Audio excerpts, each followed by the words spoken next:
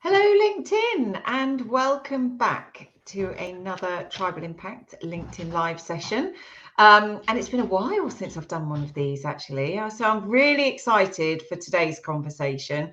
We're going to be talking about three things: trust, brand trust, senior leaders, social media. And I'm really excited to have Charlotte Lander from Standard Chartered Bank join us today. So hello, Charlotte. Hi. So welcome. And for anybody that is watching live, you can interact with us. You can add your questions, your comments, just pop them in there. I'll be watching those, and I could put those to Charlotte as we go through. And also for all our podcast listeners, you can't do that obviously, but you can go back to the replay on LinkedIn and have a look. So welcome, Charlotte. So you're digital strategist for Standard Chartered, is that correct? Yes.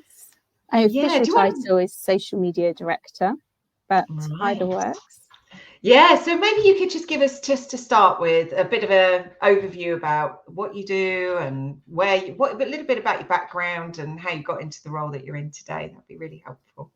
Yeah, so I'm a social media director at Standard Chartered. We're a leading international bank that help people and businesses prosper across Asia, Africa, and the Middle East. So my role involves looking after our global social media channels and leading our employee advocacy program. I didn't start out in marketing and social. I actually started out in events and internal comms, and started to understand the world of digital from intranets. Got hooked, moved to web, social and intranets, and then over the years have refined with a bit of side hustle on email marketing in the mix. So when it comes to digital channels, I've kind of done the broad spectrum. So anything that's tech, anything that speaks to an audience, and anything that's data driven is usually my bag.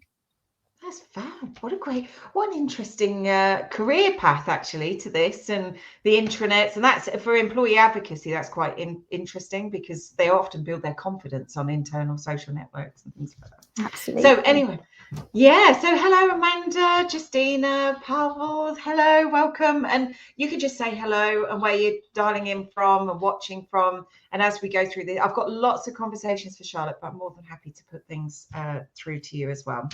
So we're going to drive straight in there, I think, with my first one about key challenges that brands face when they're trying to build trust on platforms like LinkedIn, Instagram, Threads, all the other social media platforms. So what are the key challenges that you see as doing that? So we know that trust builds growth, but building trust is actually really difficult. And that's because we need to connect with two sides of people's brains, right? We need to connect with the cognitive side, which is the capabilities. So do they trust as a brand that you can deliver on your product and services and do that continuously? And then you also need to speak to the emotional side. So what is their character? That's your brand reputation. You know, can they trust you? What you say is true? Are you authentic? Are you transparent? How do they make you feel as an individual? And because it's two elements of your brain, it takes time to build that trust. So that's the first challenge. The second is that it can be really quick to lose. It's something that you always need to maintain. And brand reputation and trust can go in a flash. We all remember Pepsi's very ill-fated ad campaign with Kendall Jenner. After that went out, that was 2017, their brand perception plummeted to the lowest it had been in 8 years. And it took them a really long time to recover. And not every brand would be able to come back from that. The next challenge that marketers have is our current environment, like what's happening around us. And if you look at Edelman's Trust Barometer, the cycle of distrust is growing. Fake news concerns are an all-time high. For those in the UK, we've all seen the Martin Lewis deep fake. People are concerned about what they're seeing, and their circle of trust is getting smaller. So they're more likely to trust our co-workers, our colleagues, your own CEO, than they are government officials and journalists. So for marketers, that's both a benefit for those that are looking at employee advocacy, but it's also a challenge in other channels of how they communicate with their audience. The next is that, and probably my last challenge, if that's not enough to add into the mix, is purpose. Brands need a purpose because more and more people are choosing their employers, are buying or investing based on their beliefs and their values. And if you're a marketer, that without a brand purpose, that is a huge challenge and one that you need to take to your CEO, because the focus on beliefs and values is only going to increase. When we look at how Gen Z, their trust model and what they do based on their beliefs and values, it's more so than any other generation, right? And it won't be long until they are our senior leaders, they are our investors, our regulators. And if we haven't convinced them of our brand by that point, it's going to be too late.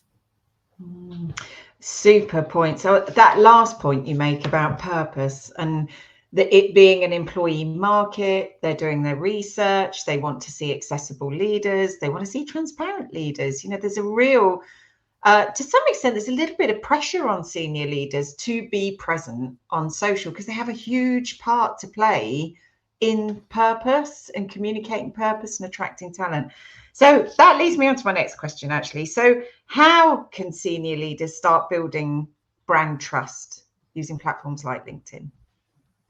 So just picking up on that point about talents, then being able to communicate, the culture, their experiences. Talent expects that, right? And especially, since the pandemic, more and more people are working in hybrid ways. They need to be visible. So that's one of the ways that they can use social media to build trust with their current, but also their potential talent and help retain that talent, right?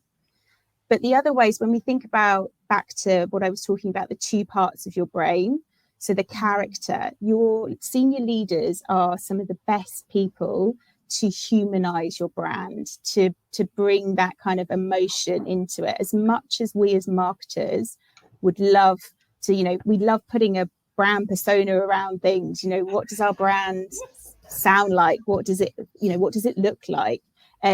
Ultimately, it's our senior leaders that are the best people that bring to life what our brand is, how our culture is portrayed, and the way that they make people feel. And then on the capabilities front, again, people are looking to experts. They don't want blanket thought leadership. They want an individual that spearheads that and showcases those expertise. So they can also help from a capabilities point of view. I think, again, it's the Edelman Trust study. It's around 89% of people said that high quality thought leadership increased their perceptions of capabilities of a brand. So it's really important, especially when it comes from a trusted and authoritative voice, such as your senior leadership. And the other advantage, which brands don't have, is that they play into the power of the algorithm.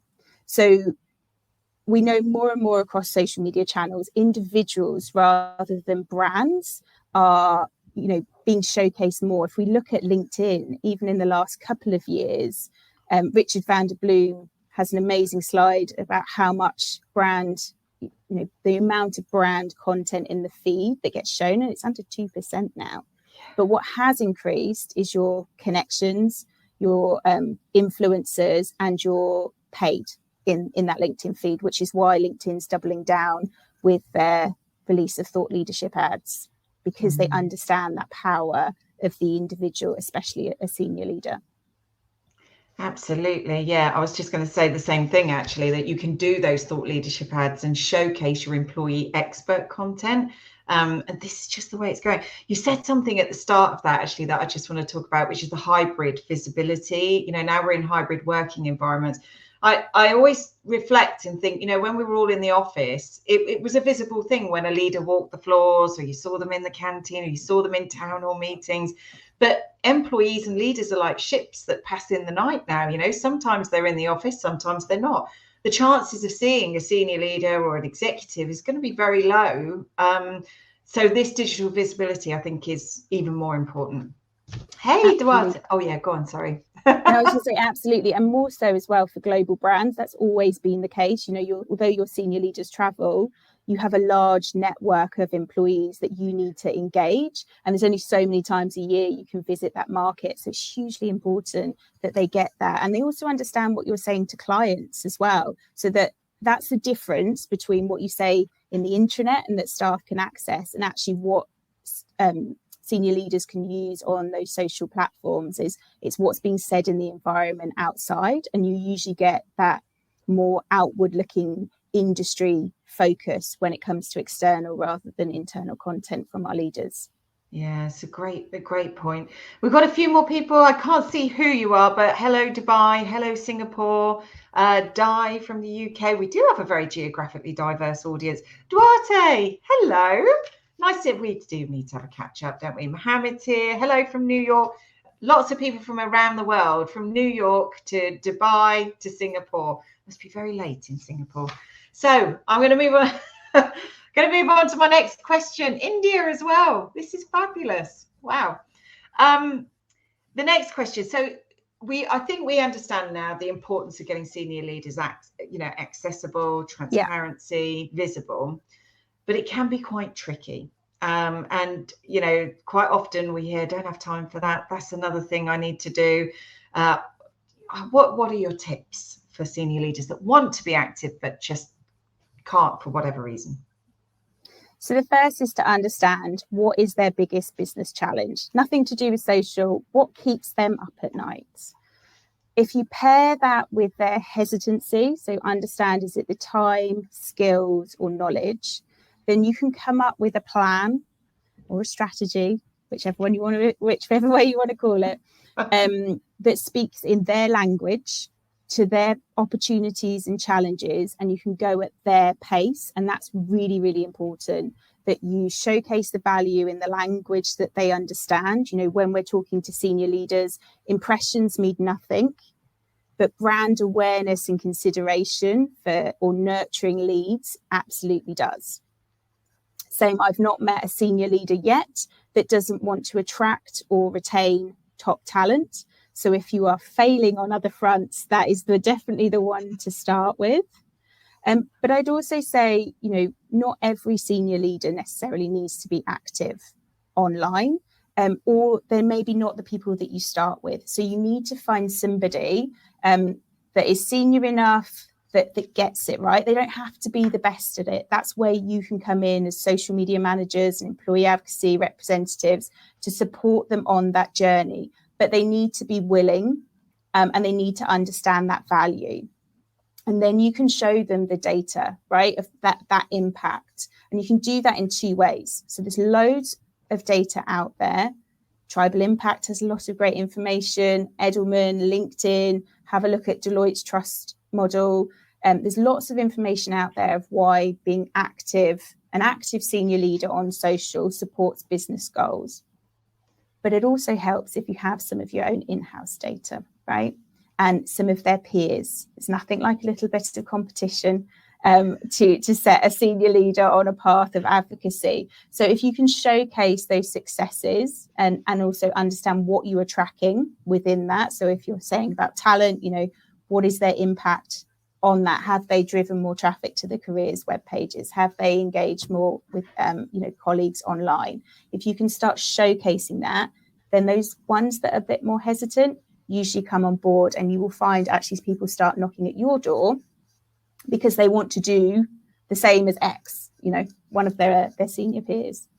Yeah, I love that, and we've seen that in live action. It's like, how are you doing that? Why are you doing that? How are you achieving that? And there's something you mentioned there, the three words that came to mind: pace, roles, and goals. So aligning your conversation to the role and the goal that individual senior leader has, but recognizing their pace and comfort levels. I think sometimes we come all in, it's like, right, we want you to do a LinkedIn live video, and they're just, hold on, whoa, too fast, too quick, too soon.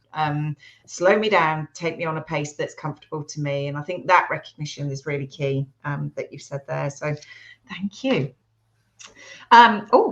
We have a question.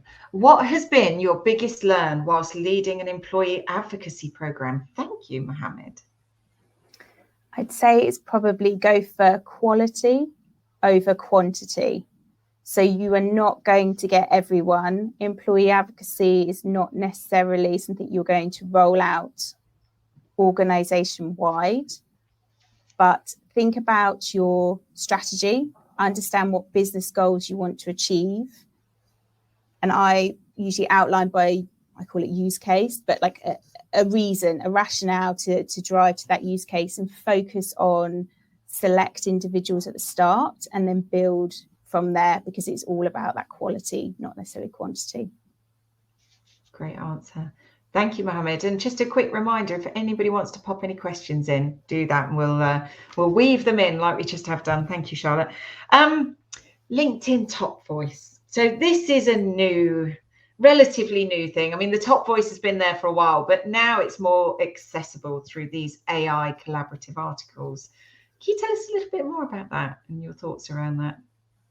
Yeah, so there's two things there, isn't there? There's the Top Voice, which you'll see the little blue mark, which LinkedIn provide, and I'll talk more about that in a second. And then there is the contributor. I think that's the LinkedIn term for it now, where you can align with those AI articles. I have to say, I'm not convinced about the contributions there. I understand where they're going with, if you're seen as more insightful. I just don't think the setup of those collaboration articles are quite working yet. I'm not saying don't use them, absolutely, if it's a topic that you want to be known for, but you need to make sure that you are promoting those yourself, because actually they're really difficult to find. You need to make sure that you are one of the first ones to comment, because actually that's how the comments rank. And also have a look at the LinkedIn news articles. You'll see them on the right-hand side of your profile. That's more timely content that LinkedIn editorial team are producing. And I think I've seen more people get more traction when they have started commenting on that than the collaborative articles. So I am yet to be convinced by those. But when it comes to the Top Voice for LinkedIn, I can share some tips on how to get there. And these tips are based on how you can perform really well in LinkedIn. So regardless of whether you get that top voice or not, they're kind of a practical application for that. And the first is that this is all data-led. So I have a really great relationship with LinkedIn, and even I can't get in front of the editorial team that produces these lists, right? But my first tip is think about what you want to achieve with your profile. Like, what is the strategy of that particular senior leader's account? What do they want to be known for? Have a look at the top voice lists. They're all categorized. So for example, there's one for finance. They all have past years. So go in and do your research. Have a look at not just who won it, but what are they talking about? What subtopics are they talking about within that? How many times are they posting a week on average? What formats are they using? How are they engaging? Because it's going to be that two-way engagement that's going to take you from a broadcaster, which is just pushing out information into the ether, which quite a lot of senior leaders do when you look at LinkedIn, and a true thought leader who engages in discussions and relevant, timely conversations. So do your homework on that. And also do your homework on social listening, right? So this is wider than just LinkedIn. When you understand the topics that you want to talk about, how they can fit into that category of the LinkedIn top voice, see what other people are saying in your social listening data, and how that translates to LinkedIn. We know LinkedIn has a closed API, so some of the top trending hashtags on Twitter are maybe going to be similar, but not exactly the same for LinkedIn. So have a look at that. So you've done your strategy, you've done your research into your data. Understand the algorithm is the other part of the research that I would recommend. If you're not familiar with the LinkedIn algorithm or the recent changes, Richard van der Bloom is a great person to follow for those kinds of updates, but really understand what's going to hit the mark and what's not, so that you can use that senior leader's time wisely on the platform. Then be consistent. This isn't going to happen overnight. You need to be consistent over a long period of time to be able to be seen as a top voice. And you must, as I mentioned before, have that engagement piece to show that you are relevant and timely. So again, just like you might be for the LinkedIn collaborators, have a look at what's coming into that editorial newsfeed. It's the same LinkedIn editorial team that decides the top voices. So it is all data-led, but it doesn't harm getting your senior leaders' views under their nose as they're producing that newsfeed. Yeah. Great tips. Absolutely brilliant. And I was just thinking actually that the consistency part of it and being on this for a while, and we're probably talking like months here, you've got to be consistently active to earn sort of like an influential status, if you like, that you start to get recognized. But also I thought it was quite ironic because those collaborative AI articles, just in your last question, you were talking about quality over quantity. Those collaborative articles, they're coming out, there's like 10 a day coming out. And I do wonder if it feeds the noise a little bit. You know, it can be quite interesting, but actually, I do wonder if it's just feeding the noise. If it wasn't so often, it would be more useful, perhaps. So anyway, somebody actually said that. LinkedIn user, I don't know who it is, quality over quantity. Brilliant. And Ignacio from Chile is on as well. Wow, you're the first one from Chile, so that's good. So moving on a little bit, Charlotte. So you're a bit of a self-confessed introvert when it comes to social media. It's not easy for you to be doing videos and things, but I do remember our event, you did a video at the top of the gherkin, and you've done other ones since, I think. So I just want to get a bit of an idea about that. You know, what encouraged you to take that step into your stretch zone to do it, and how could you maybe give tips for others for trying that? So there's a couple of things. I don't think you can be leading an employee advocacy program and training people and talking about the power of increasing your personal brand, and the first thing that they then go and do is look you up on LinkedIn and you've got zilch content on there. So that is one of the reasons why. I also set myself a challenge at the start of the year to increase my personal brand, be more open to taking opportunities such as this, more speaking opportunities, because I get offered them and I normally say no. So that was a personal challenge for me.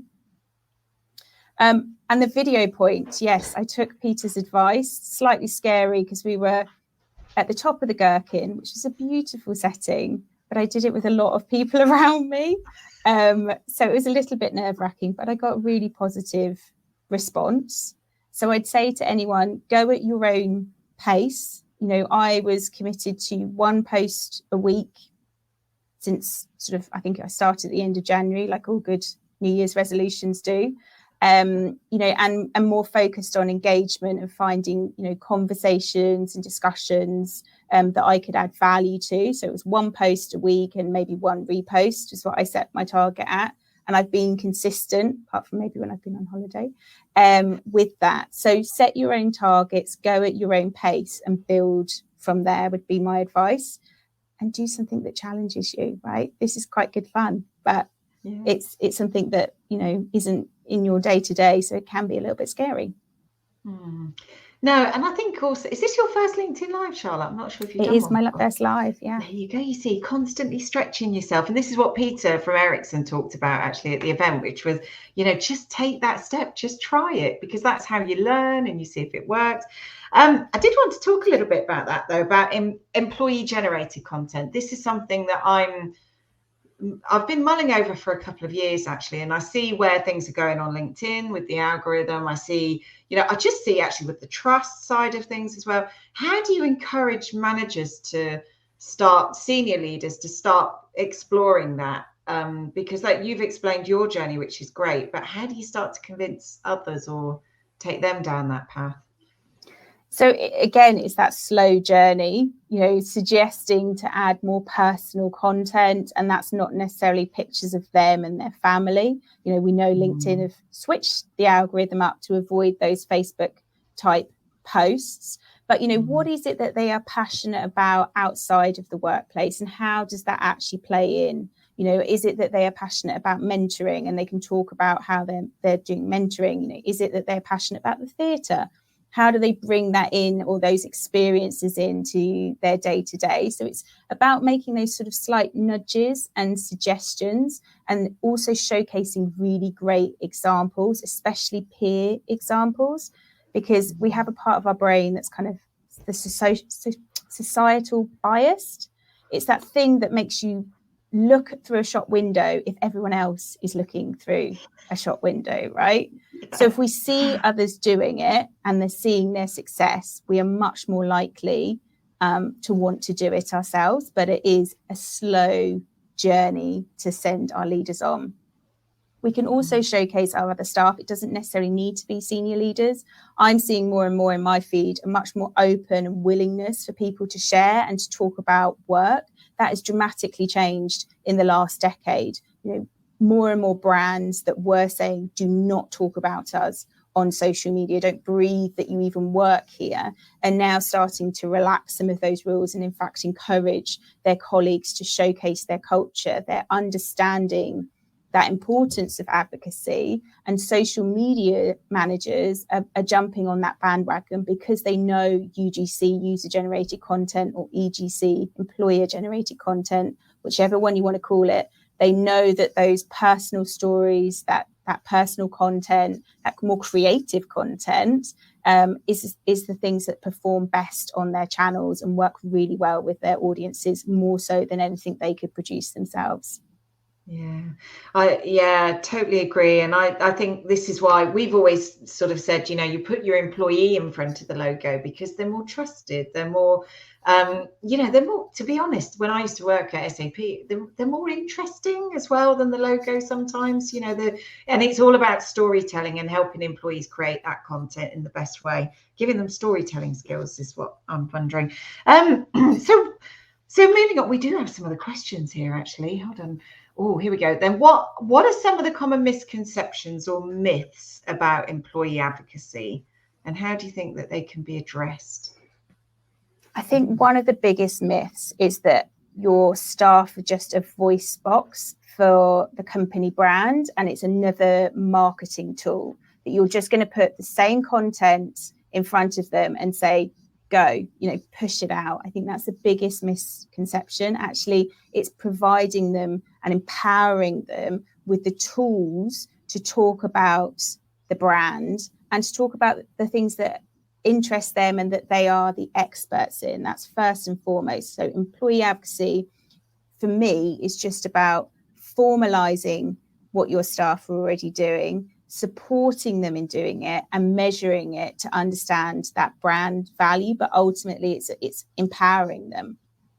I think a lot of people think it's marketing content that we can then share to 100 different platforms shared 100 different ways by staff, but it's the same piece of content with no personalization.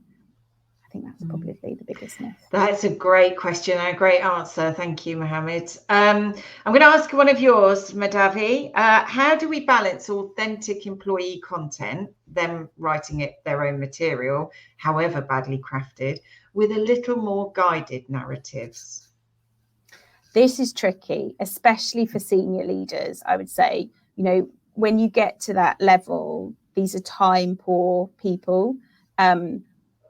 You have to balance making sure it is authentic, it's coming from them, and it's the expertise level that they have, which is really difficult if you are somebody that isn't that expert and you're that comms person trying to support them with it. I would always recommend at the start of your conversation with the senior leader that you outline roles and responsibilities and make it really clear how you will support them. And let's not start with, we're going to write all your posts for you.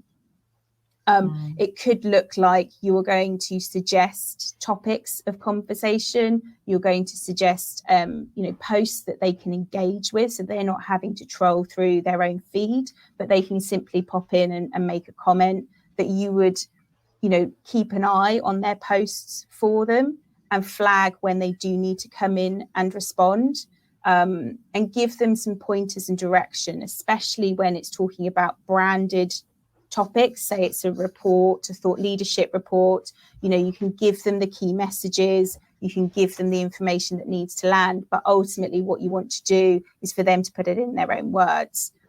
When it comes to the social media asset, this is where I think you can actually help and be a lot more hands-on. So yes, if the exec themselves is at the event or can take a photo of themselves, that is fantastic.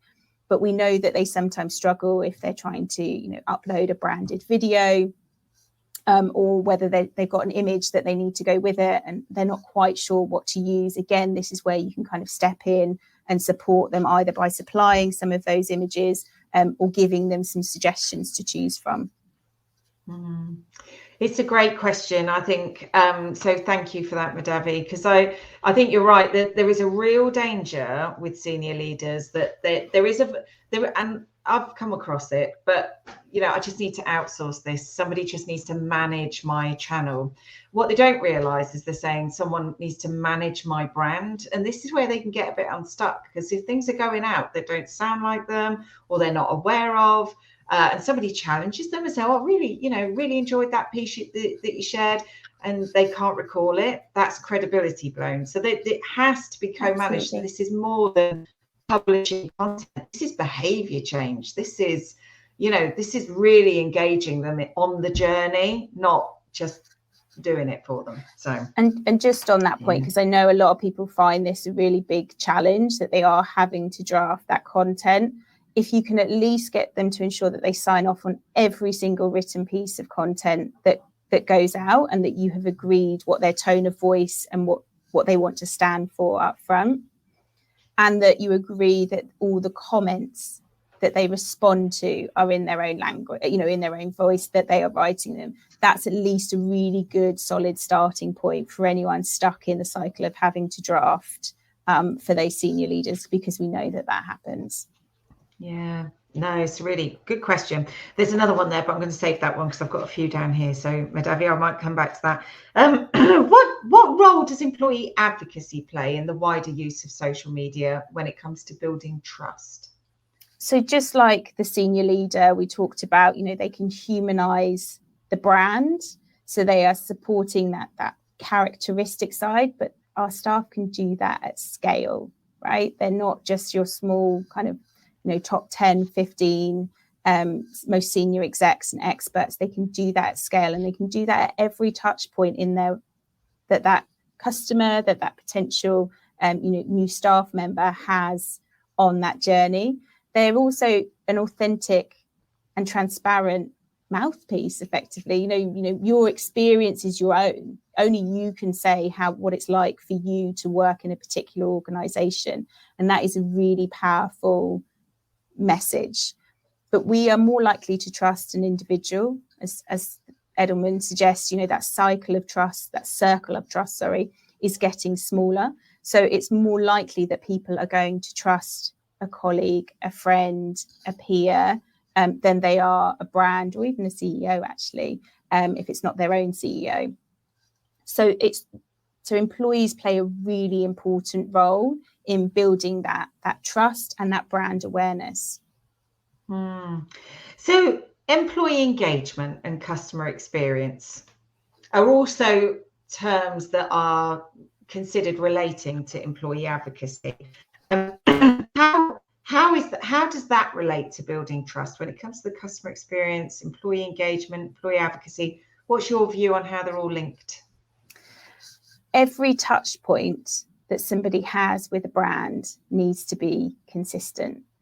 If you don't have that consistency, then that's where the trust starts to fall down, because you don't get that trust that the capabilities stack up. So if you're sold an amazing, sales pitch, and actually the reality of how they support you with that or take you through that, journey, whether that's a large SaaS journey or whether that's you as an individual, having an issue with a particular product, if they don't match up in the way that you are communicated with, then the negative emotions start to come in. And the more negative emotions you have, and actually pain, price is actually, there's a study from Stanford University that's really interesting that says that when somebody sees a product that they like, bing, bing, bing, the reward flashes go off in your brain. But when they see the price, it's not emotion, it's not logic, it's your pain sensors that start firing. And the reason that is because money is seen as a resource. You know, our brains weren't designed for purchasing, they're designed for survival.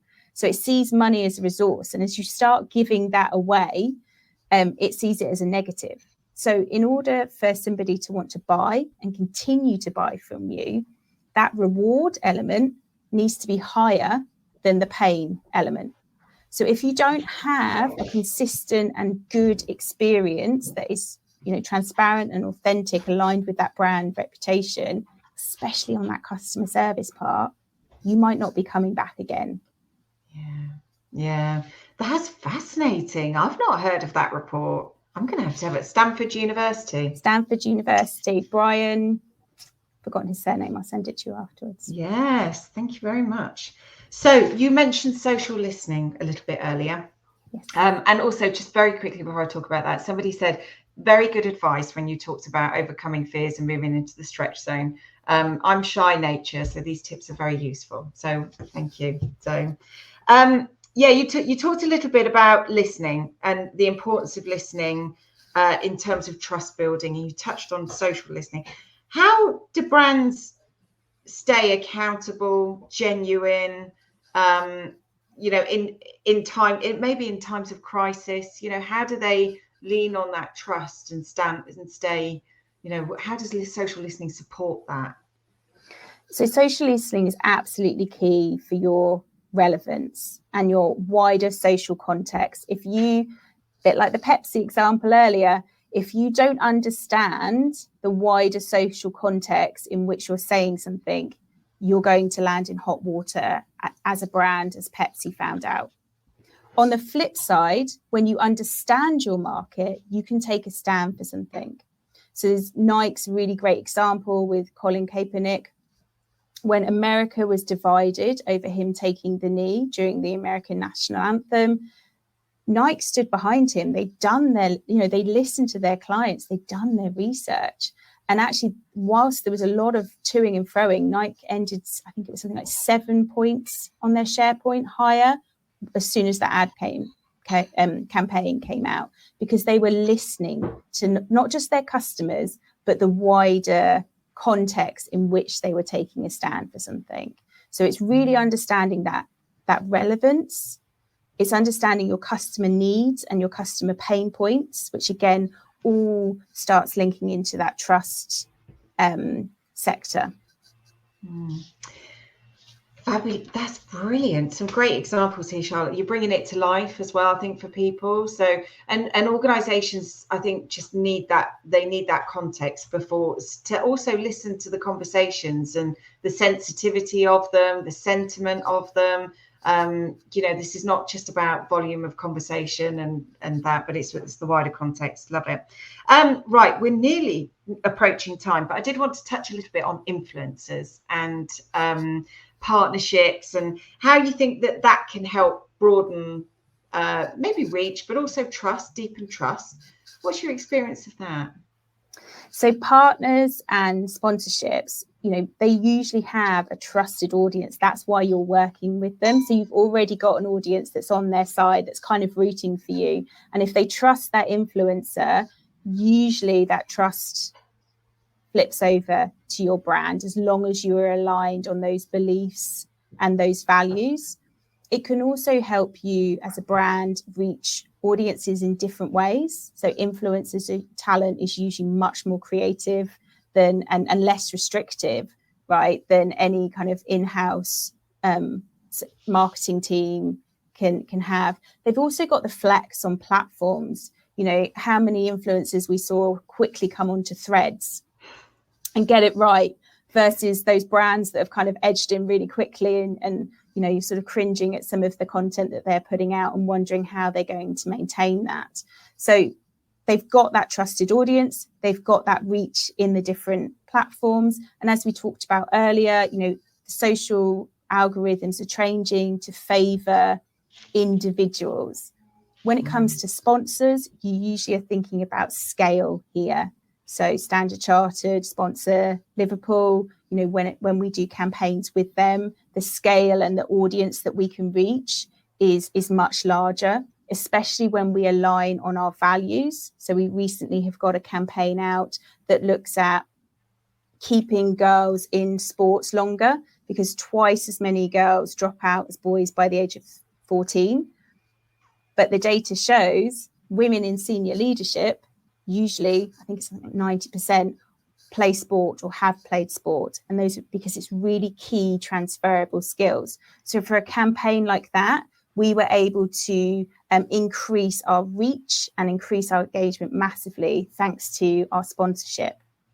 But you do need to do your due diligence, right? There are risks involved when you are working with influencers and partners and creators. So making sure that your values align, make sure that you've done your due diligence, and that if there is an issue, that are you willing to stand by them on what has been said, having really clear conversations on that. I think, Bud is a good example at the moment. Bud Light, I think it was, in terms of how they quickly stepped away from that partnership. And there's quite a lot of negativity about them doing that.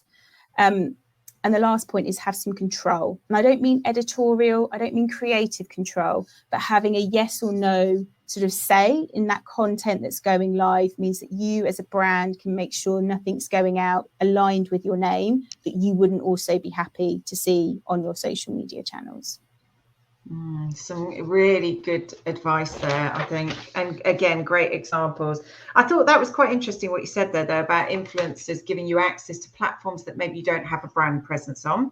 But also, I think there's another part, which is really understanding the audience of your influencers, because not to fall into the trap of, well, they've got 100,000 followers, they must be influential.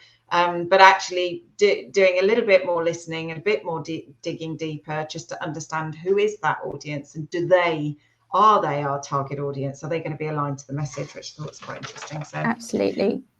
And just on that, there are services out there that do exactly that you can look at and share what your target audience is, and they will match you up with influencers, all based on that data and that audience focus and that agreement, and sort of take some of the risk and some of the pain out of working with influencers for brands.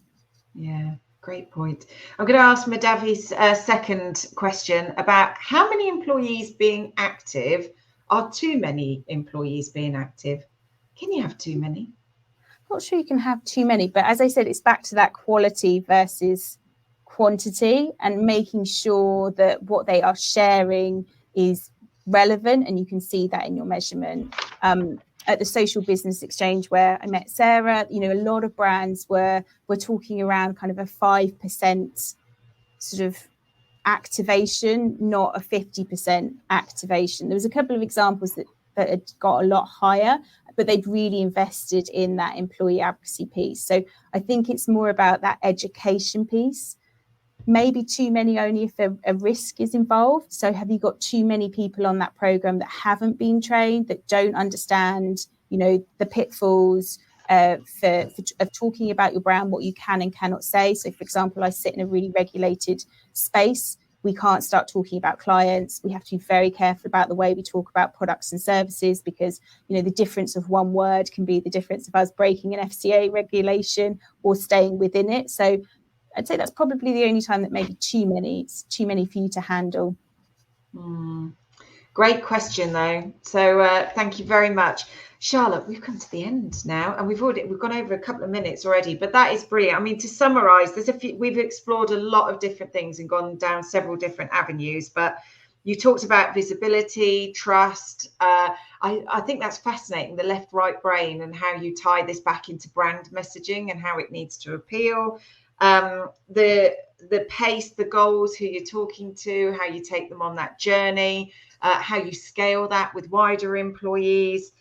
Quality versus quantity. It isn't about lots of numbers. Now, we see that all the time. Actually, I think when you have a lot of employees involved, especially in a regulated industry, it can be hard to not have visibility of everything that's going on and being recognized of that. But we've also explored employee generated content and everything. It's been fabulous. I knew I was going to enjoy this chat.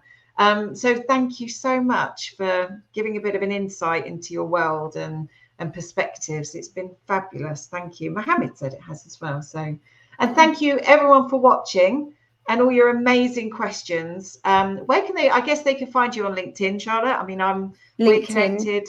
Yes, LinkedIn is the best place to find me. And thank you very much for everyone that's watched and submitted questions. I've enjoyed myself. All right, super. Thank you, everyone. We'll see you next time. Take care. Thanks, Sarah. Thank you, Mohammed. Bye-bye.